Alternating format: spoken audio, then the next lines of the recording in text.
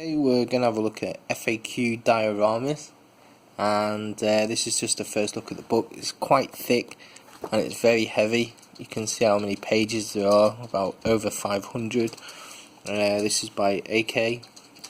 By Ruben Gonzalez, supposed to be a master modeler. Really nice pages. Let's have a look inside. So there he is himself. You've got, first of all, pages on concepts, bases and stands. Then a really nice section on theory of composition in 3D. Goes through some of the composition rules there. Various different compositions. Then of course we go into the techniques on bases, using polystyrene, just flicking through this, using polymer clay, modelling clay, that looks like there, how to make street scenes for tanks and that sort of modelling. Let's have a look. This one looks really interesting, the bunker base. So, turn the page.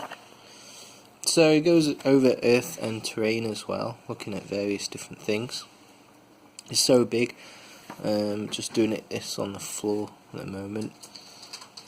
Nice tracks, things like that. What else? Grass, mud. Nice how to put these sort of dioramas together. Mud puddles. Simple, dry and wet.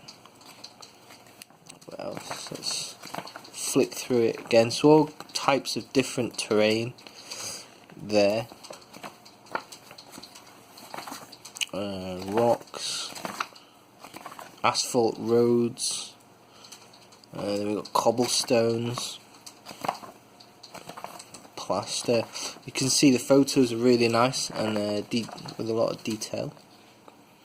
The tools that you need. That one looks great. Look at that. Crater with loads of metal, twisted metal. Gravel, sand, natural grass, vegetation. What else?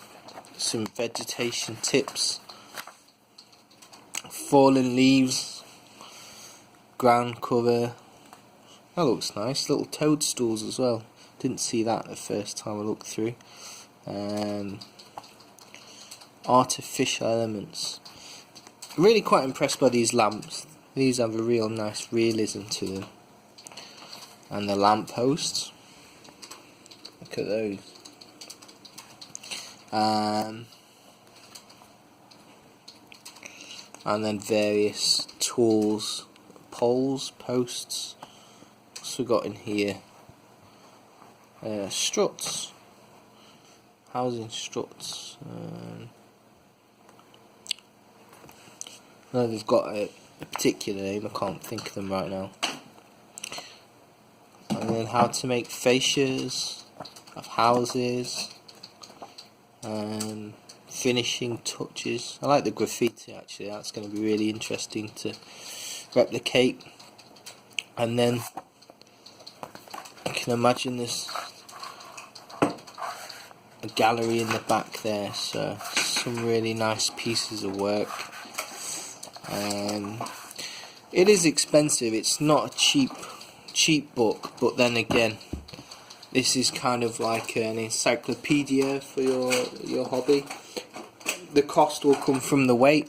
It's got a lot of glossy photos and has a lot of information in it, and it does weigh a ton. So these are roughly costing between £65 and £70, but it looks like it's worth it as a reference, and I hope this video helps you decide and now better understand what it's all about. Thanks so much. Leave a comment in the comment section and subscribe. Thanks so much. Bye now.